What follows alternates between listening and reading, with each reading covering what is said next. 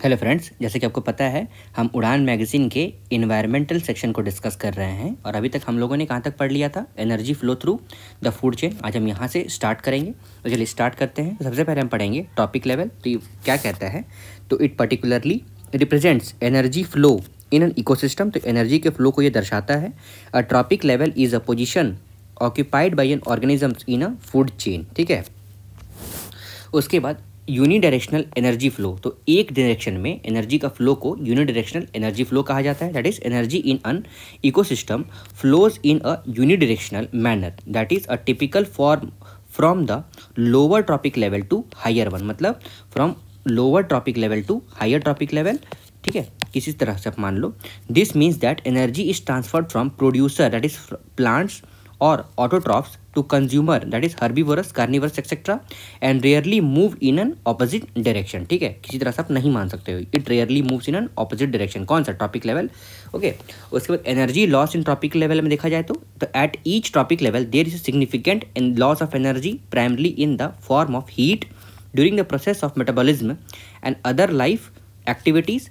This is often represented by ecological pyramid where the energy decreases as you move up to tropic level।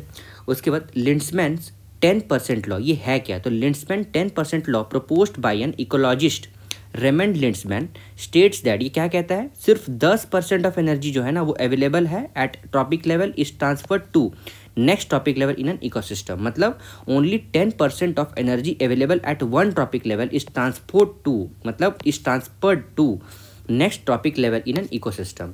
और trophic level interaction में देखा जाए तो the trophic level interaction involves the three component that is food chain, food web और ecological pyramid. और food chain में क्या है, मतलब from one topic level to, मतलब from one producer to consumer, मतलब ये सिर्फ एक ही रहता है सोर्स और डेस्टिनेशन। ठीक है, लेकिन फूड वेब में क्या रहता है, मल्टीपल रहता है। ठीक है, अभी मैं और आपको अच्छे समझा दूंगा, फिलहाल मैंने बहुत लेमन टर्म्स बताया है। ये देखो फूड चेन क्या कहता है, represents the feeding relationship in an ecosystem describing how energy and nutrients flow from one organisms to another. It shows who eats whom in a linear sequence, मतलब एक line sequence में। ठीक है, ये कब पूछा गया था, यूपीएससी 2013 में। उसके बाद टाइप ऑफ फूड चेन में primary energy sources that is grazing food chain में सबसे पहले living producer that is plant. ठीक है, जो मतलब ये प्रोड्यूसर लिविंग प्रोड्यूसर है। और डेट्रिटस फूड चेन में that is decomposing organic matter. Detritus मतलब जो सड़ गल जाते हैं ना, उससे कहा गया है। उसके बाद इनिशियल ऑर्गेनिज्म में herbivores that is consuming living producer. और डेट्रिटस में decomposer that is break down dead organic manner. मतलब देखा होगा ना आप, कोई भी मतलब ऑर्गेनिक मटेरियल को डिकम्पोज होता है, वो स्पोर्स आ जाते हैं उसमें, उसके बाद वो डिकम्पोज हो जाता है, फिर सॉइल में जाके मिल जाता है। ठीक है, it acts as a manure to. उसके बाद intermediate consumer that is carnivorous consumes herbivorous that is detritus consumes detritus. Some detritivorous are earthworm, millipedes and wood lice. ये आपको ध्यान रखना होगा, यूपीएससी 2021 में पूछा गया था। क्या था, दैट इज डेट्रीवोरस, मतलब पूछा गया होगा अर्थवर्म्स, मिलिपिड्स और वुड लाइस क्या है, तो ये एक डेट्रीवोरस है। उसके बाद एनर्जी फ्लो, तो डायरेक्ट कंजप्शन पाथवे। और डेट्रिटस फूड चेन में indirect consumption pathway through decay. और एग्जांपल्स इसका क्या रहेगा, तो grass eats grasshopper, grass are eaten by grasshoppers and grasshoppers are eaten by frogs, और frogs are eaten by snakes. ये क्या है, बेसिक है।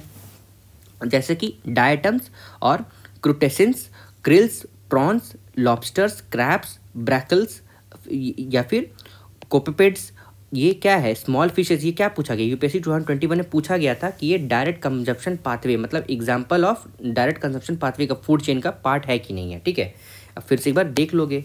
और यहाँ पे डेट्रिटस फूड चेन में फॉलन लीव्स, उसके बाद वो क्या होता है, उसको अर्थवर्म उसमें ऐड करता है, उसको डिकम्पोज करता है, उसके बाद वो बर्ड उसको खा जाते हैं। ठीक है, अगर देखो, अगर मैं यहाँ पे साइकिल से आपको बता दूँ तो देखो यहाँ पे एपेक्स प्रेडिटर, जिसे देखो यहाँ पे अगर हम बॉटम टू टॉप जाते हैं तो प्रोड्यूसर, ऑटोट्रॉफ्स, फोटोसिंथेसिस सब यहाँ पे हो रहा है। उससे क्या प्रोड्यूस हो रहा है, साइनोबैक्टीरिया, फाइटोप्लैंक्टन्स और वेजिटेबल्स। ठीक है, वेजिटेबलिया। फिर प्राइमरी कंज्यूमर इसका कौन है, हर्बीवोरस है। जैसे कि मान लो एनिमल्स फर्स्ट टॉपिक लेवल वाले, जो herbivores eat producer that is as they products. उसका सेकेंडरी कंज्यूमर जो हर्बीवोरस को खाते होंगे that is carnivores eat herbivores. Tertiary में जो कार्निवोरस को खाते होंगे दैट इज ईट कार्निवोरस। और एपेक्स प्रेडेटर में that is alligator, eagles, sharks, humans etcetera, ये फोर्थ ट्रॉपिक लेवल वाले एनिमल्स होंगे। ठीक है। तो एनर्जी ट्रांसमिशन बताया गया है, ठीक है। और यहाँ पे फूड चेन में देखो, फूड चेन में सबसे पहले अगर देखा जाए तो कहीं से भी स्टार्ट कर लो आप। जैसे देखो यहाँ पे ग्रास प्रोड्यूसर, उसको कौन खा रहा है, ग्रास हॉपर, फिर grass hopper blue bird, blue bird को स्नेक, स्नेक को आउल, फिर यहाँ पे ये डिकम्पोज हो जा रहा है ऑन फूड चेन, ठीक है। तो यहाँ पे अब नेक्स्ट हम चलते हैं। On Earth, the grazing food chain is dominant in marine ecosystem, और in terrestrial ecosystem the detritus food chain is more dominant. Grazing मतलब उसको एनिमल्स खा जाते होंगे, ठीक है। और टेरेस्ट्रियल में क्या होता होगा, वो सड़ जाता होगा। Detritus food chain is more dominant. Honey bee performs a waggle dance for other of their kin to indicate the directions and distance to source on their food webs, मतलब to source of their foods. मतलब honey भी कैसे बताते होंगे कि यहाँ पे आगे फूड अवेलेबल है, तो आप लोग भी, हमारे ग्रुप के लोग आके खा सकते हो यहाँ पे, यू कैन हैव इट। तो ये यूपीएससी 2023 में पूछा गया था कि what is the indication sign.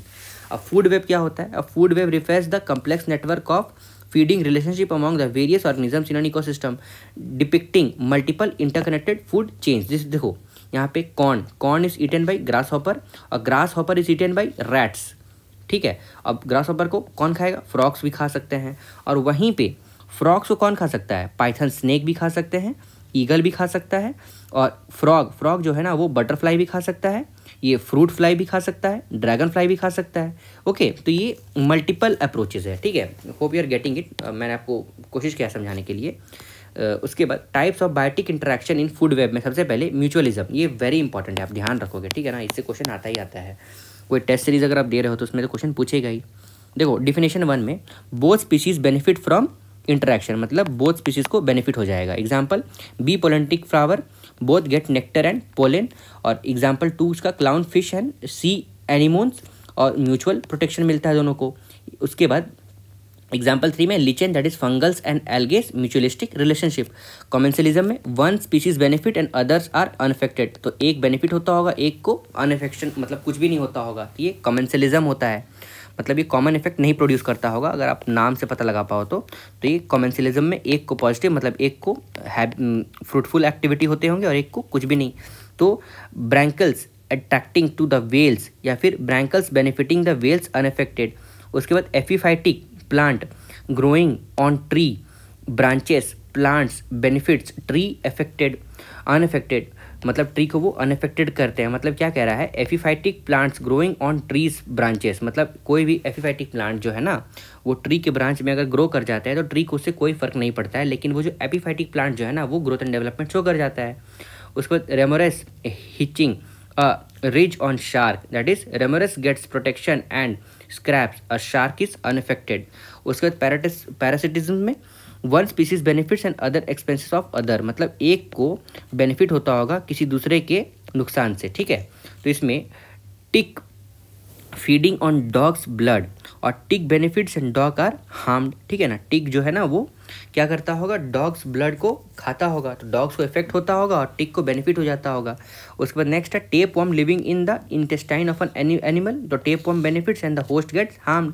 और वहीं पे दूसरा सबसे easiest example mosquito feeding on human blood, mosquito benefits और ह्यूमन ब्लड गेट्स हार्म्ड।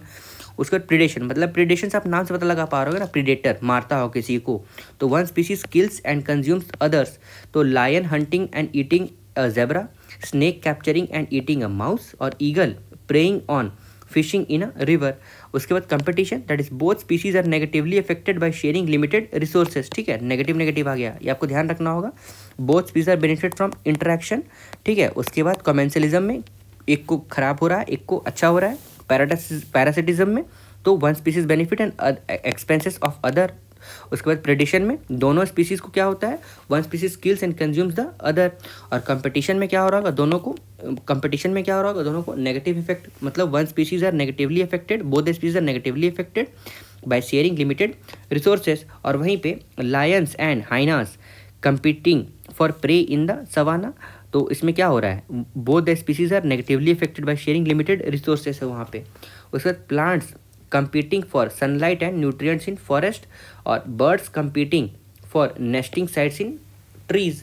उसके बाद एमेंसलिज्म, ये one species is harmed and other is unaffected, तो वन स्पीसीज इज हार्म्ड और अदर इज अनअफेक्टेड। और वहीं पे वन स्पीसीज इज मतलब पॉजिटिव, एक species is benefited and one is unaffected, ये कौन सा था, ये कॉमेंसलिज्म था, ठीक है। तो black walnut trees releasing toxin that inhibits the growth of nearby plant, और वहीं पे antibiotic producing bacteria inhibiting the growth of other bacteria, और allelopathic plants releasing chemicals that inhibits the growth and nearby plant. इससे क्या हो रहा है, one species is harm other is unaffected. उसके बाद facilitations that is one species indirectly benefits other, तो एक स्पीसीज जो है ना वो इनडायरेक्टली क्या कर रहा है, बेनिफिट कर दे रहा है दूसरे को, that is nurse plant providing shadow shade and shelter for seedlings. उसके बाद coral reef providing habitat for diverse range of marine species, और dead tree providing nesting sites for woodpeckers and other cavity nesting birds. अब चलो next हम चलते हैं ecological pyramid में। तो ग्राफिकल रिप्रेजेंटेशन है किसका, relationship between various trophic level of, that is horizontal bars depicts specific trophic level with the length of bar indicating the total number of individuals, biomass और energy at each trophic level. उसके बाद category of ecological pyramid में pyramid of numbers, pyramid of biomass और pyramid of energy और productivity.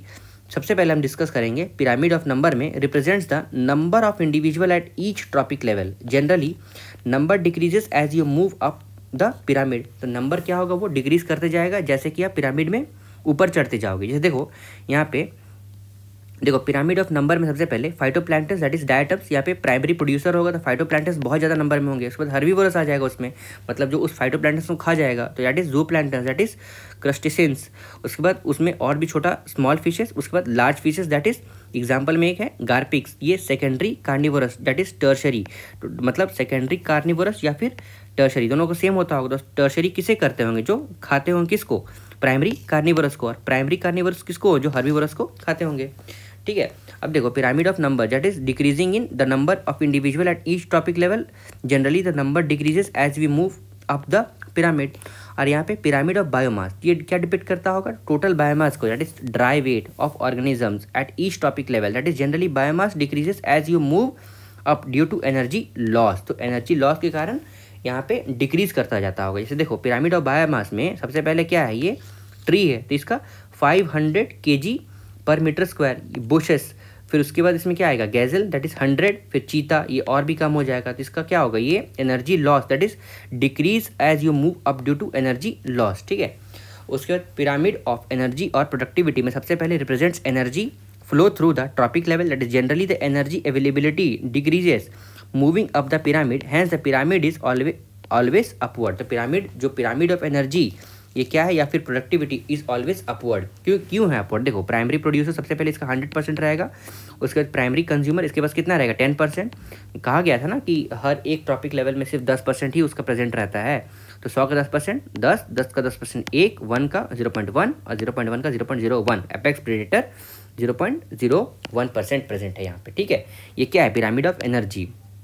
देख किस तरह transmission हो रहा है, प्राइमरी प्रोड्यूसर सबसे पहले आएंगे, फिर प्राइमरी कंज्यूमर, सेकेंडरी, उसके बाद टर्शरी कंज्यूमर, फिर ये एपेक्स प्रेडेटर आ जाएगा। और यहाँ पे बीच बीच में क्या होंगे, डिकम्पोजर्स प्रेजेंट यहाँ पे रहेंगे, और यहाँ पे energy loss due to heat यहाँ पे प्रेजेंट रहेगा, ठीक है।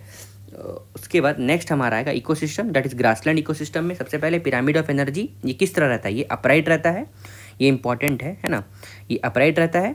उसके बाद जैसे देखो यहाँ पे पिरामिड ऑफ एनर्जी है ना, ये अपराइट रहता है, और पिरामिड ऑफ बायोमास अपराइट रहता है, पिरामिड ऑफ नंबर ये भी अपराइट रहता है।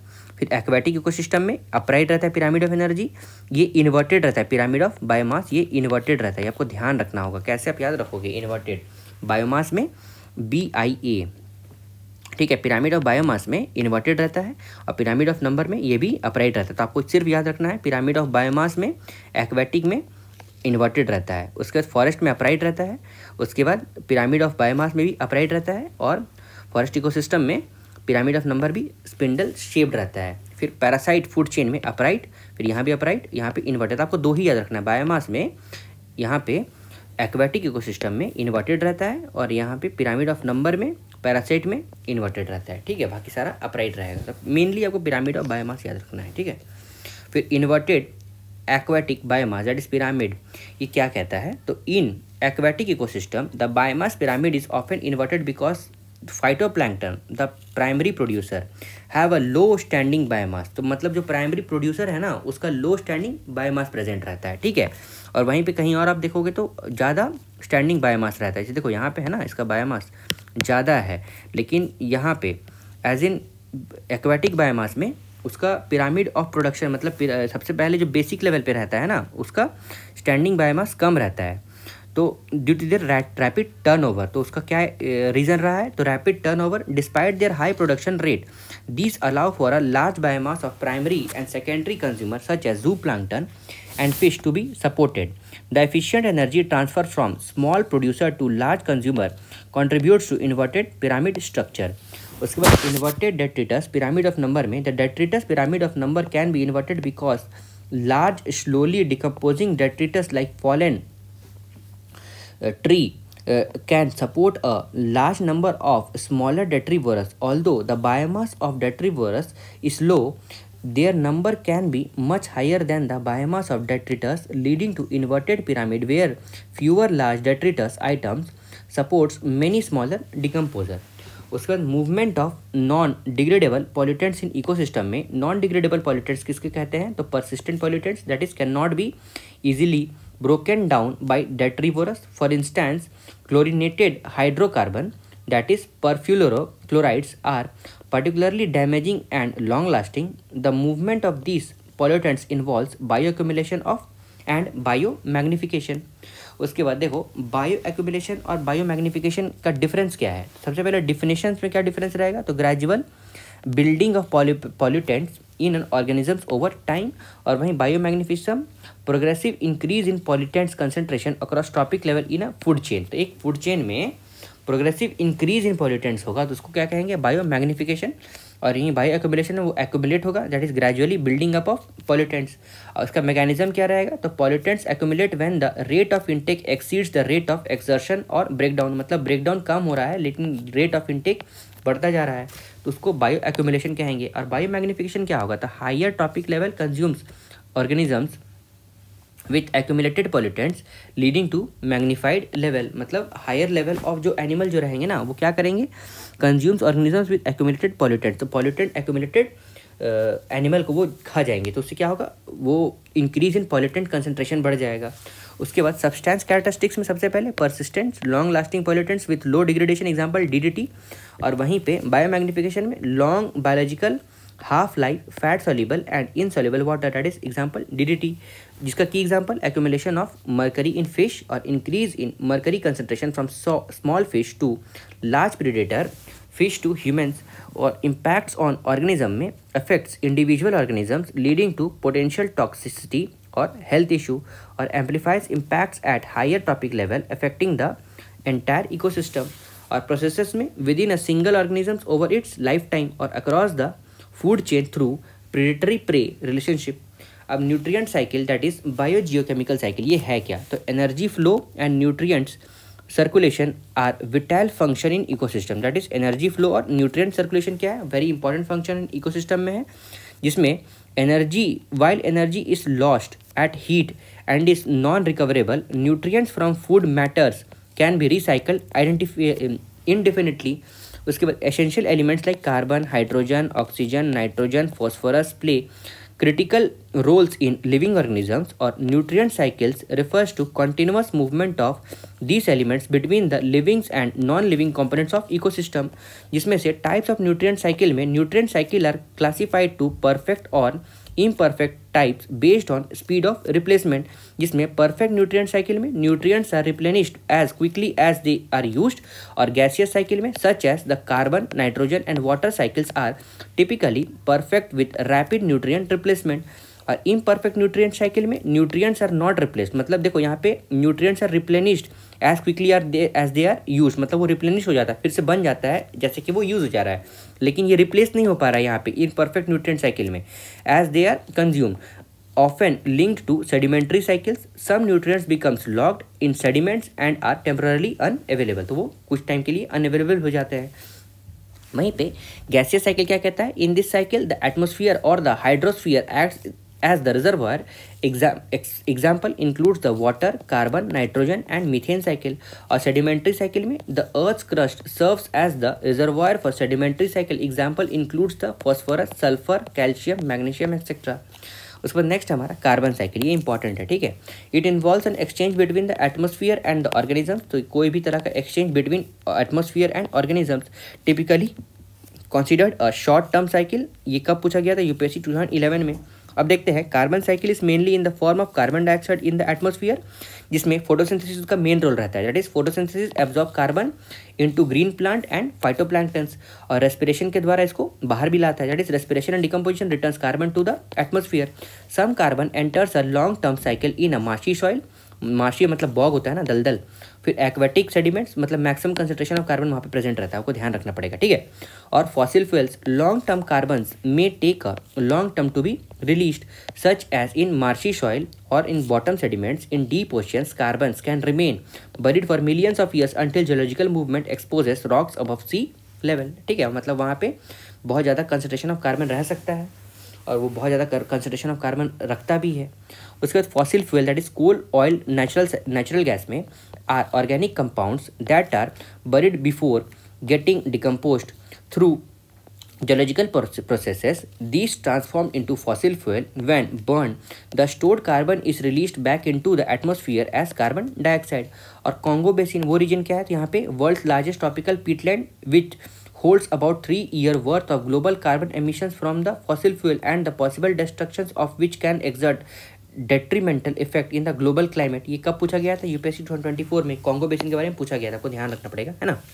मतलब वहाँ पे कंसंट्रेशन ऑफ कार्बन मतलब बहुत ज़्यादा लार्ज बॉग है, that is largest tropical Peatland है वहाँ पे, तो इसीलिए कंसंट्रेशन ऑफ कार्बन वहाँ पे बहुत ज़्यादा होगा। और बहुत ज़्यादा के महत्व में देखा जाए तो कितना ज़्यादा होगा? तो 3 years वर्थ रहेगा ऑफ ग्लोबल कार्बन एमिशन। उसके बाद नेक्स्ट हमारा कार्बन साइकिल के बाद नाइट्रोजन साइकिल। तो nitrogen is the atmosphere in the nitrogen in the atmosphere is converted into ammonia NH3, है ना। नाइट्रेट्स इन नाइट्रोजन साइकिल, ये यूपीएससी 2013 में पूछा गया था। अब देखते हैं सोर्स ऑफ नाइट्रोजन। तो lightning, ultraviolet radiation, industrial processes, forest fires, automobiles exhaust and thermal power generating stations contribute to atmospheric nitrogen oxides, that is NO, NO2 या फिर नाइट्रोजन डाइऑक्साइड N2O, NO2। और फिर animal waste like urea, uric acid, dead vegetations and organisms add nitrogen as nitrate directly into the soil. उसके बाद और भी कौन sources होगा? तो burning coal releases carbon oxides, carbon dioxide, sulphur dioxides and nitrogen oxides. और oxides of nitrogen falls on earth as smog and acid rain. और acidic rains is complex mixture of nitrous, nitric, sulphurous and sulphuric acid. वहीं पे nitrogen cycle step that is N2 fixing सबसे पहले होगा, nitrogen fixation सबसे पहले होगा, उसके बाद नाइट्रिफिकेशन होगा मतलब एडिशन ऑफ नाइट्रोजन, उसके बाद ammonification that is addition of water that is NH3, उसके बाद डेंट्रीफिकेशन हो जाएगा। चलो देखते हैं नाइट्रोजन फिक्सेशन ये क्या है। तो it's done by N2 fixing microbes, industrial processes and lightning. N2 fixer ये है क्या? तो microbes and nitrogenous that is nitrogen reduction enzymes fix atmospheric nitrogen into the ammonia and ammonium ions. Example includes free living soil bacteria, example azotobacter, symbiotic nitrogen fixing bacteria, example rhizobium, and some cyanobacteria. उसके बाद nitrogen fixing plant में includes alpha, chickpea, clove, pea, beans, soybeans and lentils. These plants improve soil fertility by converting atmospheric nitrogen into forms usable by plants. ये कब पूछा गया? UPSC 2022 में। ये क्या पूछा गया है? Nitrogen fixing plant that is alpha, chickpea, clovers, peas, beans, soybeans and lentils. ये क्या है? तो these plants improve soil fertility by converting atmospheric nitrogen into form of usable by plants, ठीक है। उसके बाद नाइट्रिफिकेशन, तो oxides ammonia to nitric and nitrates, that is ये क्या करता है? ये ऑक्सीडाइज करता है अमोनिया को, कहाँ पे? तो टू नाइट्रेट फॉर्मेशन या फिर नाइट्रेट्स तरफ। और ammonia ions are oxidised to nitrites and then to nitrates by specialised nitrifying bacteria, जिसको क्या कहा गया है? नाइट्रोसोमेनस और या फिर नाइट्रोकोकस या फिर Nitrobacter. Nitrates are absorbed by plants and reduced to ammonia in leaves forming ammonia amino acid. अब देखो एमिनोफिकेशन ये है क्या? तो bacteria converts nitrogenous waste products that is urea या फिर uric acid and then decomposes into ammonia, ammonium ions. उसके बाद डेंट्रीफिकेशन, तो reduces nitrates to elemental nitrogen, example species denitrification bacteria या फिर सूडोमोनास या फिर Thiobacillus. This nitrogen escapes into atmosphere दस कंप्लीटिंग द साइकिल। देखो मान लो exchangeable and fixed in soil. देखो यहाँ पे किस तरह होता होगा, या फिर आप एक बार खुद से इसको पॉज करके देख लेना कि यहाँ पे किस तरह इफेक्ट चेंज कर जा रहा है। ठीक है, लीचिंग हो जा रहा है, यहाँ फिर नाइट्रेट फॉर्मेशन, फिर डीनाइट्रिफिकेशन, और सब एटमॉस्फेरिक नाइट्रोजन में कन्वर्ट हो जा रहा है। ठीक है, चलो आगे देखते हैं। ऑक्सीजन साइकिल सबसे पहले हम पढ़ेंगे। तो ऑक्सीजन साइकिल में मान लो फॉसिल फ्यूल्स में सबसे पहले यहाँ पे इंडस्ट्रियल कंबस्चन, फिर ये क्या करता होगा, CO2 प्रोड्यूस करता होगा, फिर ये CO2 कौन अब्जॉर्ब करता होगा, हमारा ट्री, और ये बदले हमें क्या देता होगा, O2 देता होगा। फिर यहाँ पे भी डिकम्पोजिशन हो जाता होगा, और डिकम्पोजिशन में फॉसिल फ्यूल बन जाता होगा, ये भी फॉसिल फ्यूल बन जाता होगा। ठीक है, उसके बाद एनिमल तो O2 इन द एटमॉस्फेयर क्या होता होगा, एनिमल रेस्पिरेशन, फिर ये फोटोसिंथेसिस के लिए काम आता होगा, फिर फोटोसिंथेसिस होकर ये O2 इन द एटमॉस्फेयर पहुँच जाता होगा, फिर प्लांट रेस्पिरेशन, और ये इंडस्ट्रियल कंबस्शन। मतलब देखो ये कह रहा है ना, the oxygen cycle regulates oxygen distribution in the earth atmosphere, biosphere, hydrosphere and lithosphere, supporting life process like respiration and combustion. Understanding the cycle is key to ecosystem dynamics and global biogeochemical cycle. That is, देखो मान लो reservoir of oxygen, तो एटमॉस्फेयर में कितना percent है, 21% है, produced by photosynthesis. उसके बाद बायोस्फीयर में देखा जाए तो oxygen in biological molecules produced by photosynthesis and consumed in respiration. उसके बाद हाइड्रोस्फीयर में oxygen dissolve in water supporting aquatic life, और लिथोस्फीयर में oxygen in earth crust cycled through geological processes. उसके बाद फ्लो प्रोसेस में सबसे पहले फोटोसिंथेसिस मतलब फ्लो ऑफ ऑक्सीजन में organisms like plant and algae produces oxygen using sunlight, water and CO2। उसके बाद रेस्पिरेशन होता होगा, that is organisms consumes oxygen for energy producing, that is ATP and water. उसका कंबशन होता होगा, that is rapid oxidation of organic matter releases energy, heat and CO2। उसके बाद diffusion होता होगा and exchange of energy transmission, that is oxygen moves between the reservoir supporting metabolic functions.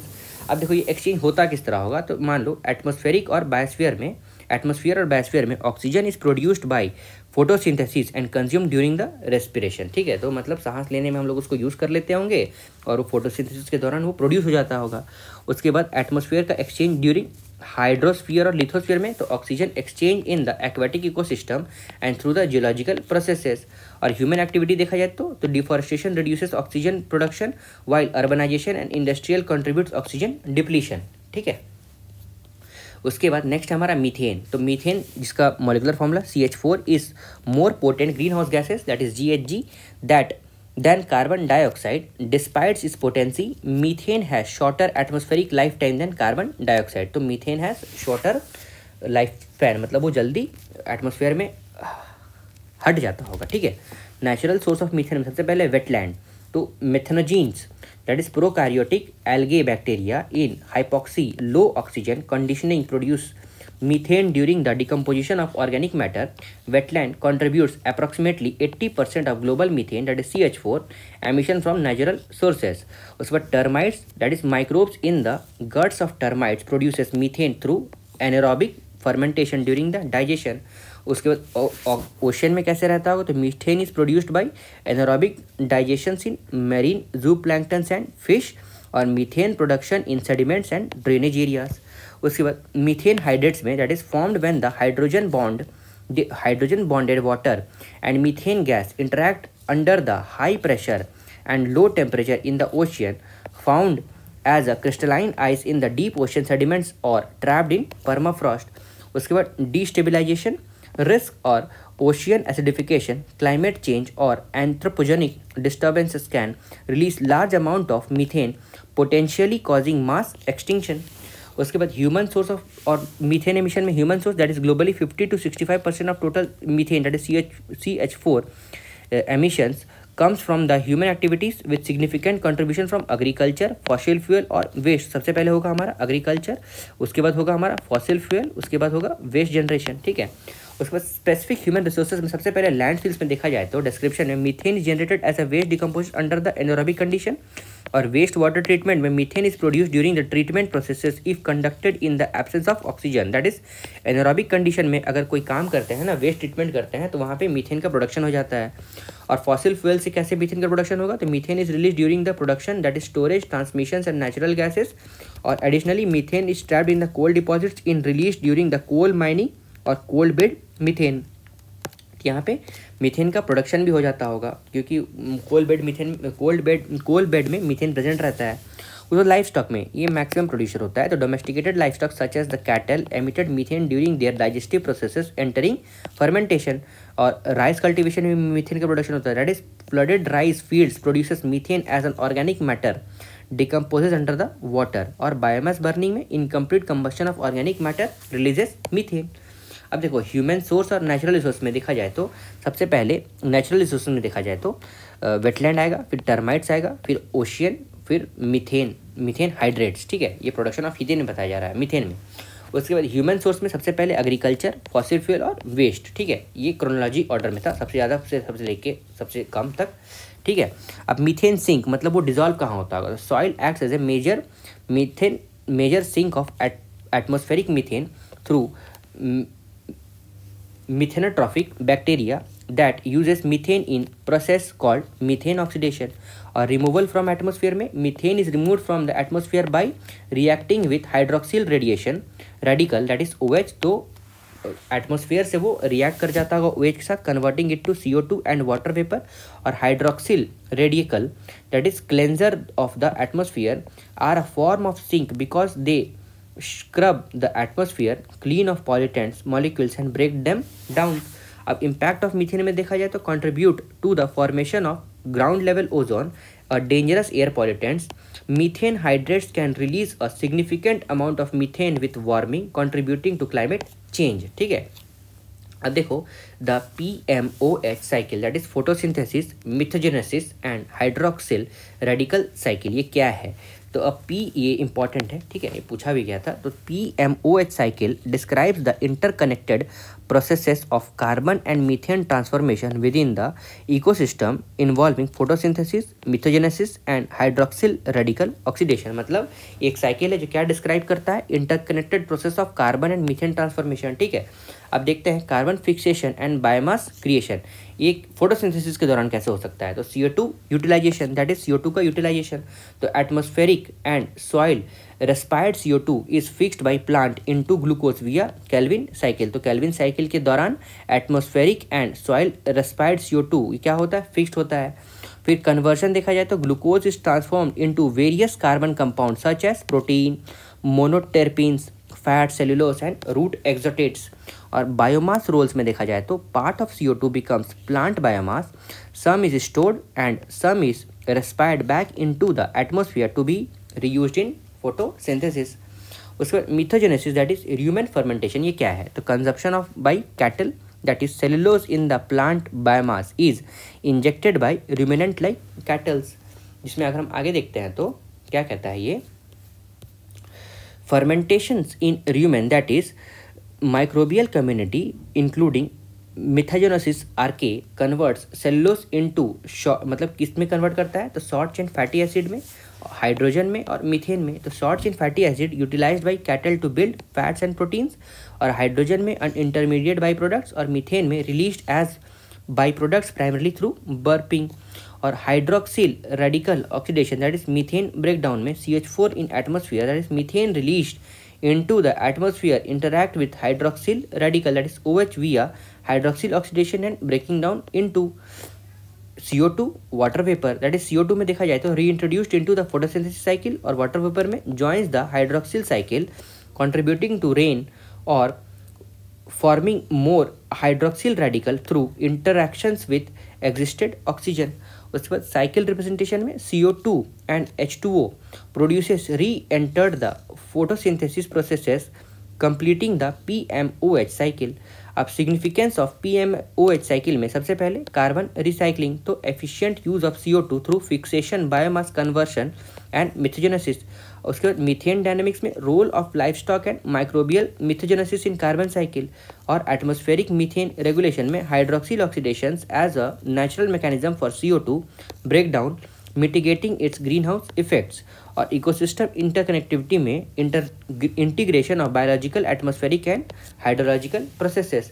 अब देखो phosphorus cycle में सबसे पहले अगर मान लो हम देखते हैं तो wind and rain Erode phosphate rich rocks. ठीक है, फॉस्फेट रिच रॉक्स को कौन इफेक्ट करता है, इरोड करता है, विंड एंड रेन। उसके बाद river carries gravels and silts to waste body. ठीक है, रिवर क्या करता है, कैरी करता है gravels and silts to waste bodies, और geological upliftment pushes new rocks to the surface. तो अब सबसे पहले आपको समझ में आ रहा होगा ना, सबसे पहले जियोलॉजिकल अपलिफ्टमेंट जो होता होगा ना, वो क्या करता होगा, रॉक्स को अप करता होगा, फिर रिवर्स के दौरान वो और ऊपर चला जाता होगा, उसके बाद वहाँ पे इरोशन हो जाता होगा। ठीक है, ये फॉस्फोरस साइकिल का एक वन ऑफ द एग्जाम्पल था।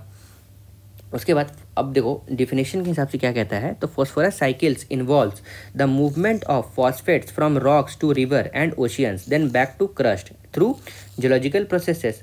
उसके बाद सोर्सेज ऑफ फॉस्फोरस में phosphorus occurs as a minerals in phosphate rocks and not like carbon and nitrogen that comes primarily from the atmosphere. Okay, उसके बाद नेक्स्ट है हमारा फॉस्फोरस साइकिल स्टेप्स में weathering होगा, फिर इरोशन होगा, माइनिंग रिलीजेस फॉस्फेट्स, फिर which enters reverse and oceans. ये यूपीएससी 2021 में पूछा गया होगा, फॉस्फोरस साइकिल स्टेप्स। ठीक है, फिर in the ocean phosphates accumulates on continental shelfs as insoluble deposits.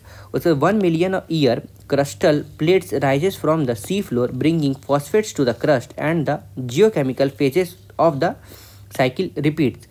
Phosphorus plays a central role in aquatic ecosystem and water quality, contributing to phytoplanktons, blooms in lakes and eutrophication.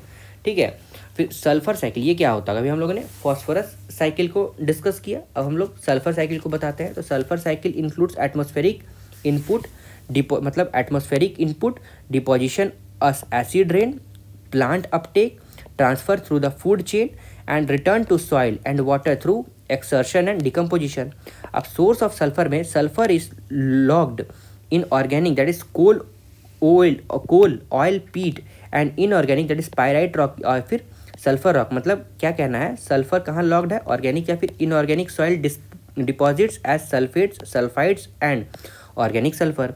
जो कैसे होता है release, तो by weathering of rocks, erosional runoffs and decomposition of organic matter. It is carried by terrestrial and aquatic ecosystem in salt solutions. अब देखते हैं, देखो सबसे पहले यहाँ पे ऑक्सीडेशन होगा, फिर SO4, देखो reduction bye anaerobic respiration H2S, फिर ये क्या बनेगा SO4, ये प्लांट बैक्टीरिया जो कि ऑर्गेनिक सल्फर प्रोटीन SH बन जाएगा, और यहाँ पे ये डिकम्पोजिशन और फंगस बैक्टीरिया। ठीक है, ये लिथोस्फेरिक बैक्टीरिया और फोटोसिंथेसिस बैक्टीरिया को डिफाइन किया था। अब देखो एटमॉस्फेरिक इनपुट में देखा जाए तो sulphur enter the atmosphere as a sulphur dioxide, इस SO2 के फॉर्म में एटमॉस्फेयर में पहुंचता है from the volcanic eruption, combustion and of fossil fuel, ocean surfaces, dimethyl sulphide DMS and gases released by decomposition. DMS is a organosulfur compound derived from the marine algae, plants, animals surviving as a primary source of marine sulfate aerosols।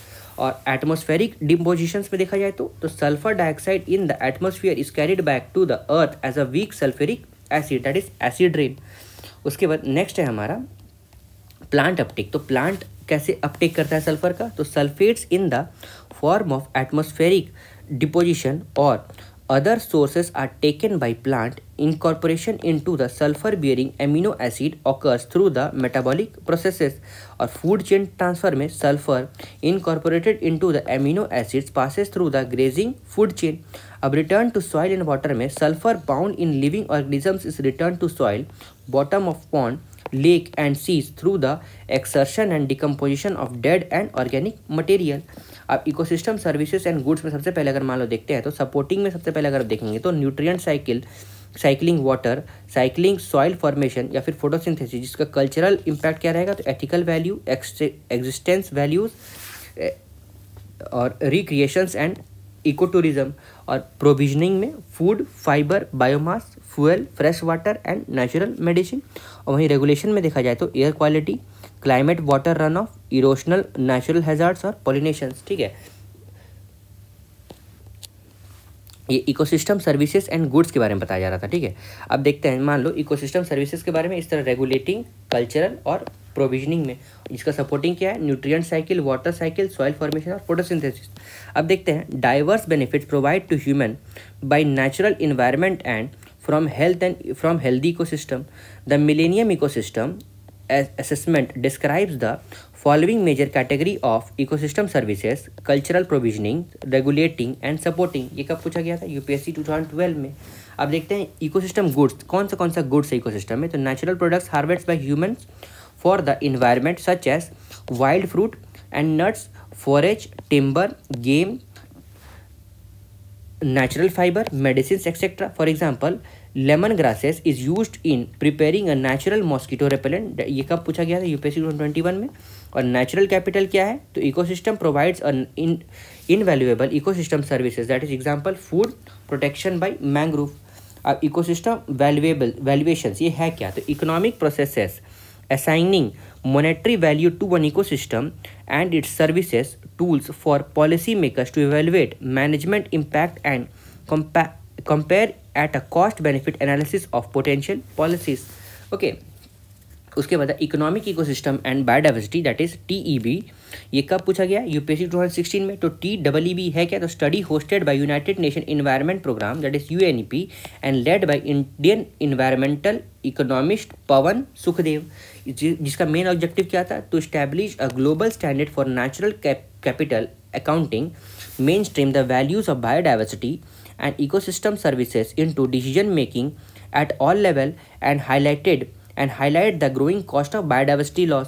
अब ecosystem productivity में सबसे पहले ecosystem productivity refers to the rate at which energy is produced and transferred with in an ecosystem. ठीक है, मतलब वो कितना produce कर रहा है और उस प्रोड्यूस्ड का कितना इकोसिस्टम में ट्रांसफर कर दिया जा रहा है, उसको इकोसिस्टम प्रोडक्टिविटी कहा जाएगा. It is measured by generation of biomass. तो कितना बायोमास जनरेट हो रहा है उसको इससे मेजर कर सकते हैं. ये कब पूछा गया था? 2013 में. अब इकोसिस्टम प्रोडक्टिविटी में, तो ecosystem productivity refers to the rate at which the energy is captured and stored by producer like plants and an ecosystem are categorized as gross primary productivity, that is GPP, a total energy fixed by plant through photosynthesis. और net primary productivity में energy left after plant use some of the respiration, that is GPP minus respiration. अब factors influencing productivity में climate सबसे पहले आएगा factors influencing में. तो temperature, sunlight and water availability. और nutrient availability में high nutrient often leads to the higher productivity. और biodiversity में more species can lead to efficient energy utilization. अब productivity ranking of major ecosystem में सबसे पहले ट्रॉपिकल रेन फॉरेस्ट में, that is NPP इसका कितना रहेगा? तो NPP अभी हम लोगों ने पढ़ा था ना, नेट प्राइमरी प्रोडक्टिविटी. ये क्या है? तो energy left after the plant uses some of the respiration. तो कितना बचा हुआ है एनर्जी प्लांट अपने रेस्पिरेशन को यूज़ करने के बाद, तो लगभग कितना दे रहा है ये? 2200 ग्राम पर मीटर स्क्वायर पर ईयर. ये कैरेक्टरिस्टिक्स का क्या है? तो high sunlight, temperature and rainfall और डेंस बायोडाइवर्सिटी. उसके बाद नेक्स्ट आएगा हमारा लाइन में कोरल रीफ, जिसका लगभग कितना रहेगा NPP? 2000. तो warm shallow water with symbiotic relationship, example coral and algae. उसके बाद एस्चुरीज, दैट इज 1800. तो nutrient rich zone where rivers meet the sea, high productivity and fish nurseries. उसके बाद टेम्परेट फॉरेस्ट में 1200. तो seasonal climate and moderate rainfall and biodiversity. और grassland में 600 to 800. Open land with grasses, moderate productivity due to limited waters. उसके बाद next है हमारा इकोसिस्टम. इकोसिस्टम में सबसे पहला आएगा लेक्स एंड रिवर्स. तो NPP दैट इज ग्राम पर मीटर स्क्वायर पर ईयर. तो 250 to 500. Productivity varies with the nutrient content and sunlight penetration. और डेजर्ट में NPP कितना रहेगा? 50 से लेके 200. तो extremely low due too harsh climate and water scarcity. उसके बाद ओपन ओशियन में 125 रहेगा इसका NPP, और जिसका कैरेक्टरिस्टिक्स क्या रहेगा? Low nutrient availability, limits productivity despite vast area. और टुंड्रा में क्या रहेगा? इसका NPP कितना रहेगा? 100 रहेगा. और cold harsh condition with short growing season, limited productivity इसका कैरेक्टरिस्टिक्स रहेगा. अब ग्लोबल इंपॉर्टेंस देखा जाए तो ट्रॉपिकल रेन फॉरेस्ट में major ocean producer, carbon sink and biodiversity reservoir. Coral reef and estuaries में critical for marine biodiversity and coastal economics. और ग्रासलैंड एंड टेम्परेट फॉरेस्ट में vital for agriculture and timber industries में. ठीक है. उसके बाद secondary productivity अगर देखा जाए तो secondary productivity refers to the rate at which the energy is assimilated by consumer, herbivorous, carnivorous, omnivorous and detritivorous in an ecosystem. It represents the transfer of energy from producer to higher trophic level through consumption. ठीक है, ये secondary productivity के बारे में बता रहा है.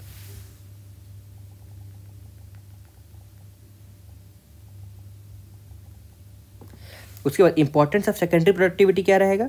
तो energy transfer, that is determines the energy available to higher trophic level including apex predator, और इकोसिस्टम अवेलेबिलिटी में supports food web and species diversity, और ह्यूमन रिलेवेंस में impact food production system including livestock and fisheries.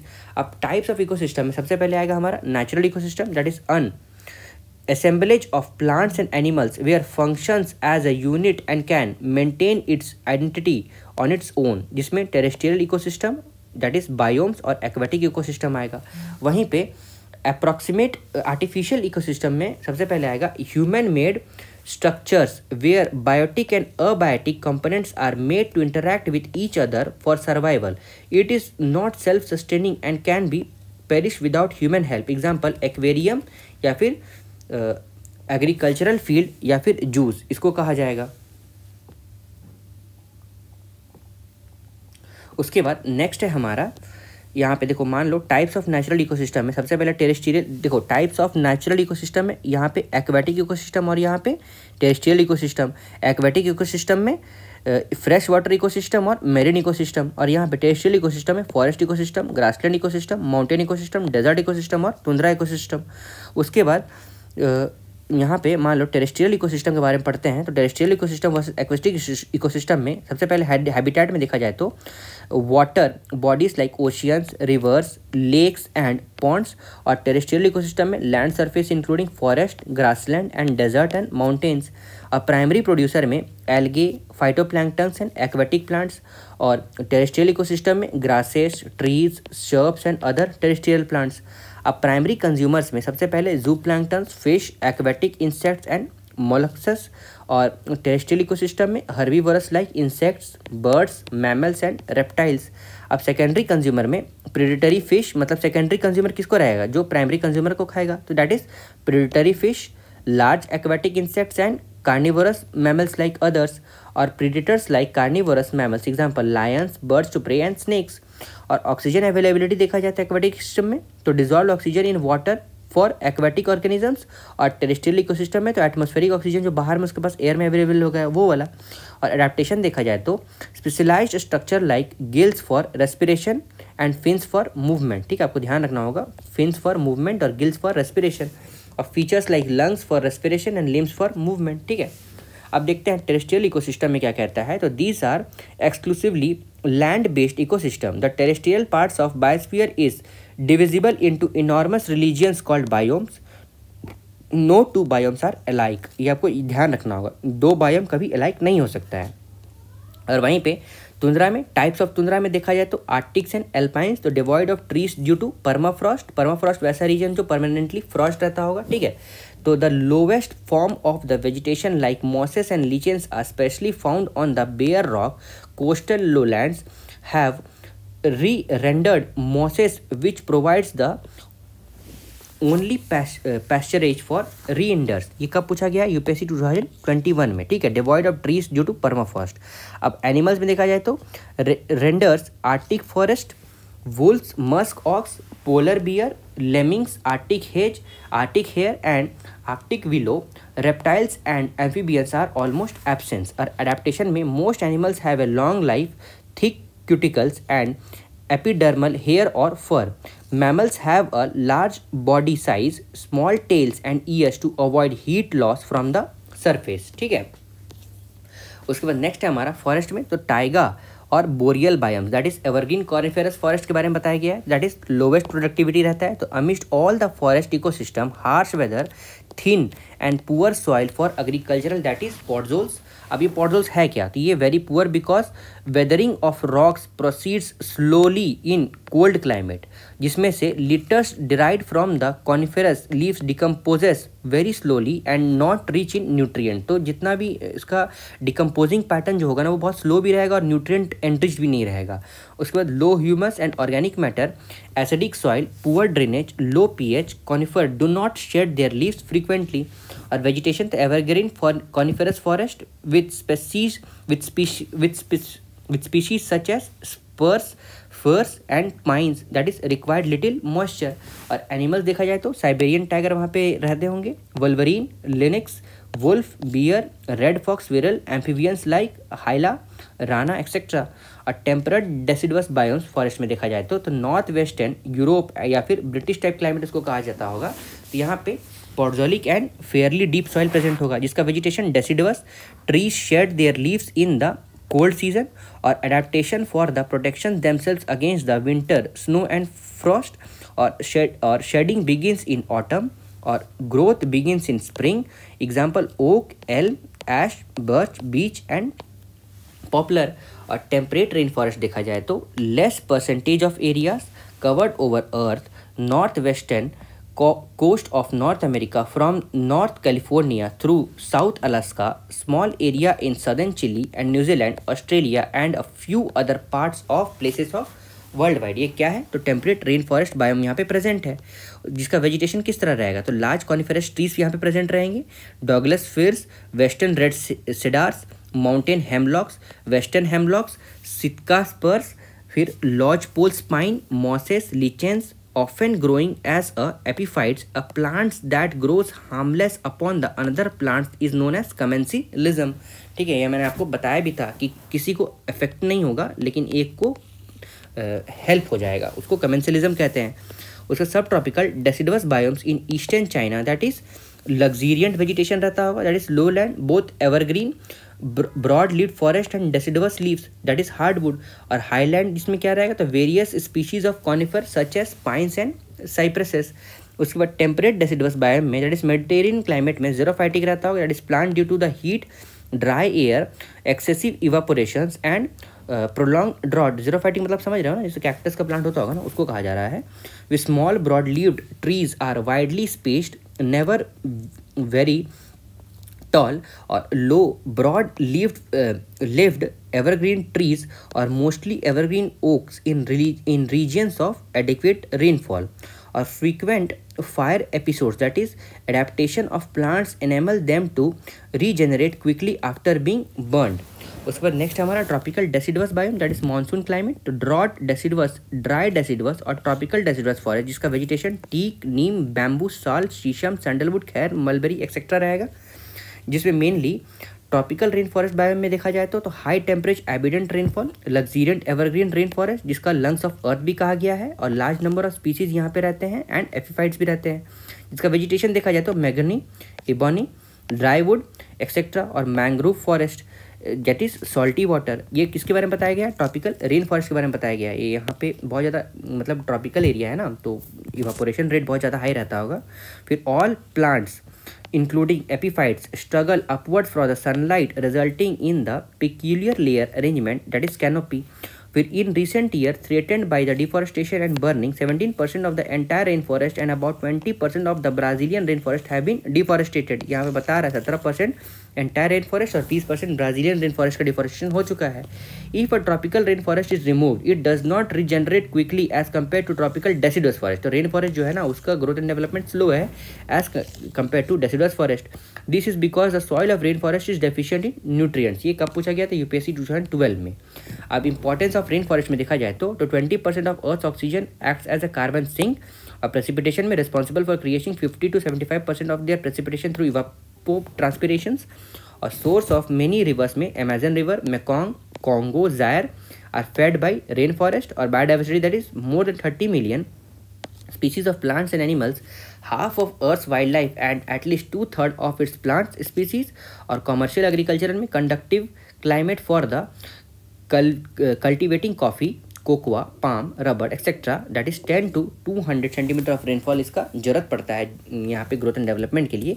तो वहाँ पे commercial agriculture भी होता है, और indigenous communities that is depend on it's for their food, that is shelters, medicine, subsistence agriculture, slash and burn agriculture, control local and regional climate as well as influence the circulation of air currents. अब देखो mushroom के बारे में, some mushroom exhibits diverse properties. Medicinal mushrooms like Ganoderma lucidum boost immunity and have anti-cancer benefits. उसके बाद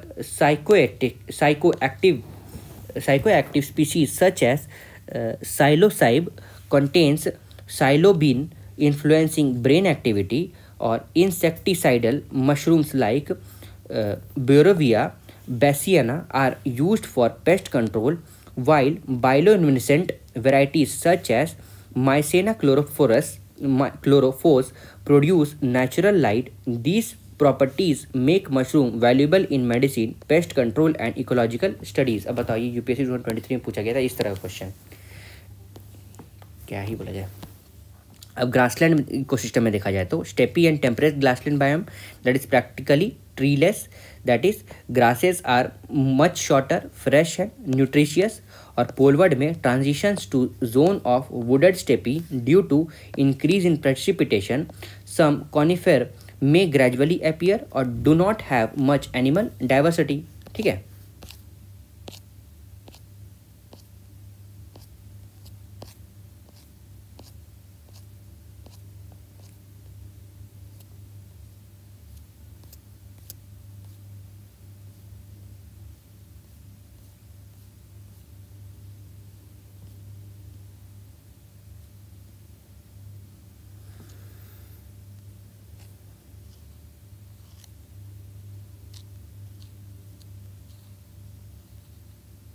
तो friends ये था हमारा अभी तक का डिस्कशन, जो हम लोगों ने अभी तक ग्रासलैंड तक डिस्कस कर लिया है। अब हम जब नेक्स्ट टाइम आपसे मिलेंगे तो हम ग्रासलैंड से स्टार्ट करेंगे। Okay, hope you are liking this video and thanks.